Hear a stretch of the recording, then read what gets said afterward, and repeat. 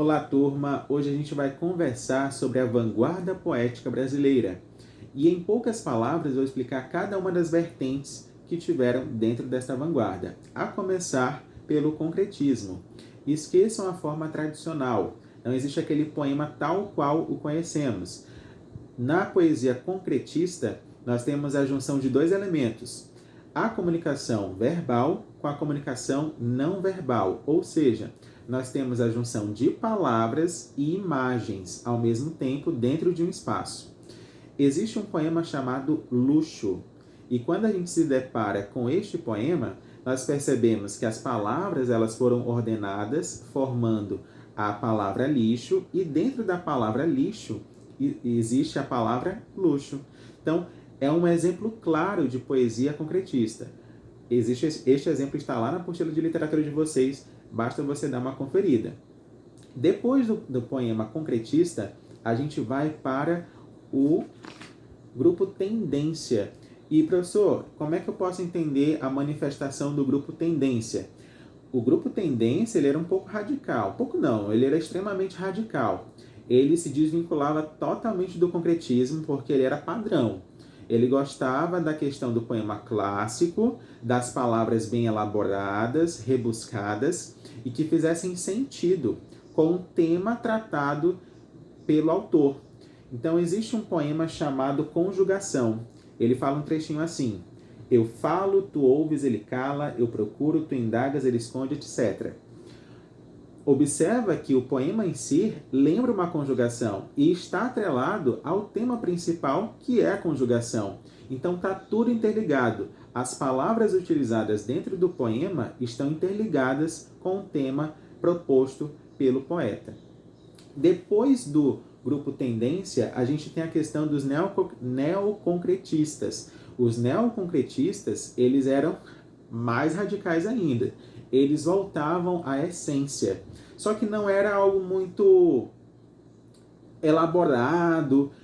Não, era algo mais do que o poeta estava sentindo naquele momento. Era a questão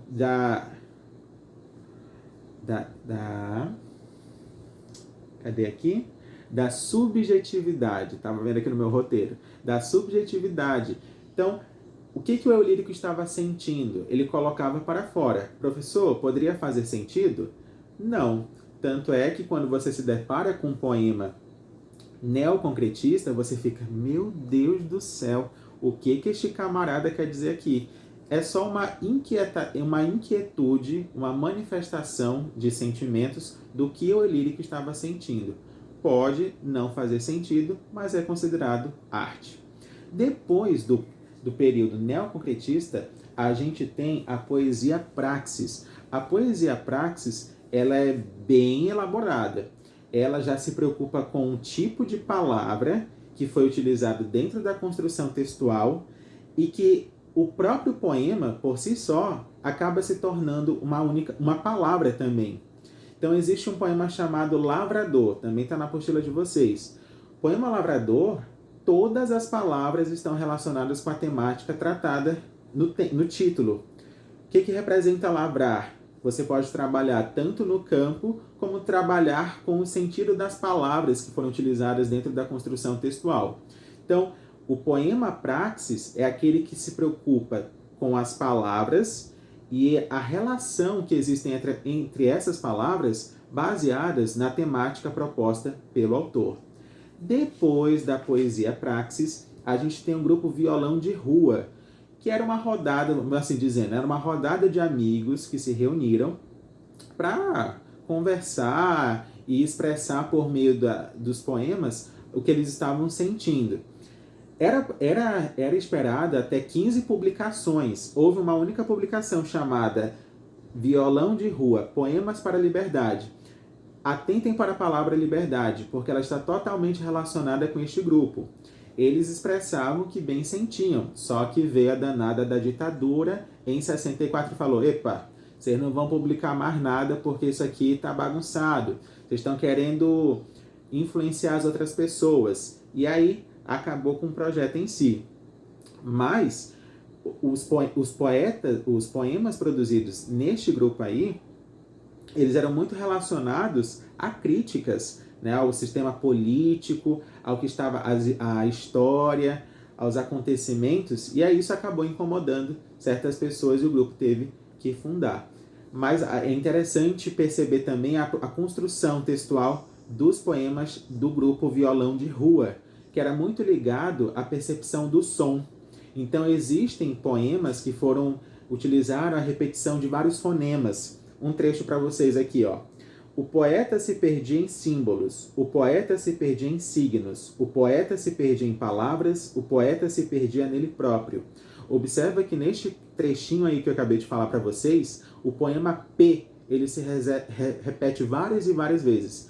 Poeta perdia palavras, ó, PPP. Então, eles se preocupavam com o som que as palavras produziam dentro do poema. Finalizamos aqui com o poema Processo.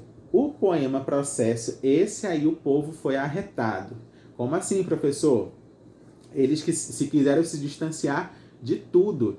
Então houve até uma manifestação no Teatro Nacional no Rio de Janeiro, em que eles abominavam aquela literatura em que havia o jogo de palavras, utilizavam as palavras na construção dos poemas. Eles saíram rasgando todos os livros, as obras literárias que foram criadas naquele período, porque eles não queriam palavras, eles também queriam algo visual.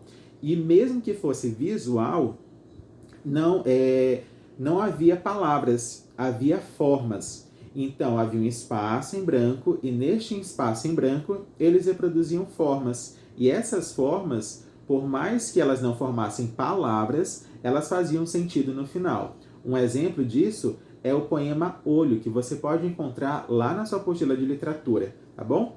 Então, meus queridos, essa foi a vanguarda poética brasileira. Interessante, mas que requer muita atenção para que ela seja compreendida. Eu espero que vocês tenham entendido e qualquer dúvida é só perguntar. Até mais. Tchau!